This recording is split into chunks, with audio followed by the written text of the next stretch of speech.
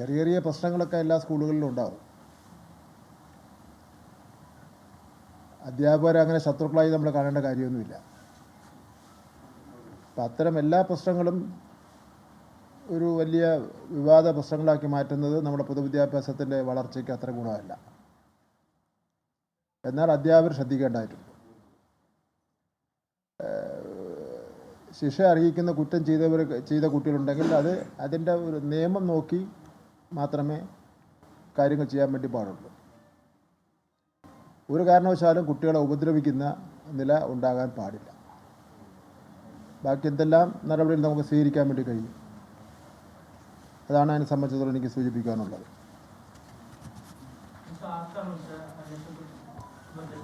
Kasaragod deputy director.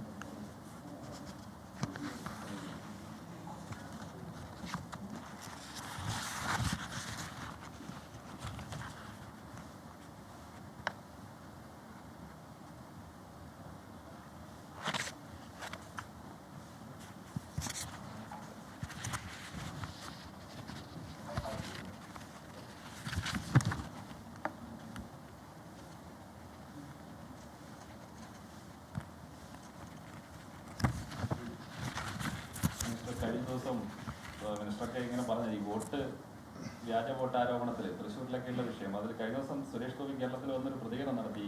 പരാതി ഉന്നയിച്ച വാനരന്മാർ എന്നാണ് അദ്ദേഹം വിശേഷിപ്പിച്ചത്. ഈ കേന്ദ്രമന്ത്രി സുരേഷ് ഗോപി വോട്ടർ പട്ടികയിലെ ക്രമക്കേടുകൾക്കെതിരെ ശബ്ദമുയർത്തിയവരെ സംബന്ധിച്ച് വല്ലാത്ത നിലയിൽ വാനരന്മാർ എന്ന് വരെ വിളിച്ചു. ജനാധിപത്യ പ്രക്രിയയിൽ അത് ഒട്ടും യോജിച്ച കാര്യമില്ല. ഒന്ന്, അദ്ദേഹത്തിന് പൊതുപ്രവർത്തനം നടത്തിയുള്ള പരിചയക്കുറവിൻ്റെ പ്രശ്നമാണ് ഈ കാണുന്ന പ്രശ്നങ്ങൾ മുഴുവൻ. പത്രക്കാർ വന്ന് ഫ്രണ്ട് നിന്നാൽ നിങ്ങൾ ആരോടാണ് സംസാരിക്കുന്നത് അറിയാമോ, മാറി നിൽക്ക്, ഇത് എൻ്റെ വഴിയാണ്, ഇങ്ങനെയൊക്കെയുള്ള ഒരു ധിക്കാരത്തോടു കൂടിയും അതുപോലെ തന്നെ ഒരു സ്വയം അഹങ്കരിച്ചുമുള്ള പ്രതികരണങ്ങൾ കേരളം പോലുള്ള ഒരു സംസ്ഥാനത്തെ ജനാധിപത്യ പ്രക്രിയയ്ക്ക് ഒട്ടും യോജിച്ചതില്ല. ഒരിക്കലും അദ്ദേഹം വാനരന്മാർ എന്നുള്ള വാക്ക് ഉപയോഗിക്കാൻ പാടില്ലായിരുന്നു.